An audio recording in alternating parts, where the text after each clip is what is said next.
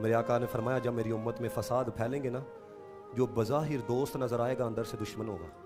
साहबा ने अर्ज की या रसूल अल्लाह ये क्यों होगा, अंदर से दुश्मन और बज़ाहिर दोस्त भी, ये क्यों होगा?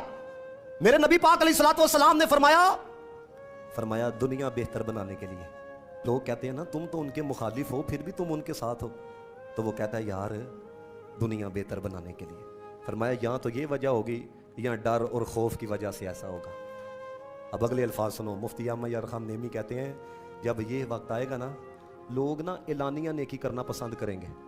आपने देखा नहीं, चौधरी साहब टूर्नामेंट के अंदर जाते हैं, वो देखते हैं जी प्रोटोकॉल है ना, 5 लाख रुपया चौधरी साहब की तरफ से, मस्जिद की बात आ जाए 5,000 रुपए के तरले डालने पड़ते हैं। एलानिया नेकी करना फरमाया, ऐलान पसंद करेगा। और मुफ्ती साहब ने लिखा इसकी तशरीह में, कहते हैं जब खलवत के अंदर होगा ना, या तो नेकी करेगा नहीं, या करेगा तो बड़ी कलील करेगा, बड़ी थोड़ी करेगा। और अगले अल्फाज सुनो, फरमाया जिस वक्त ये वक्त होगा, फरमाया जब दोस्ती का मतलब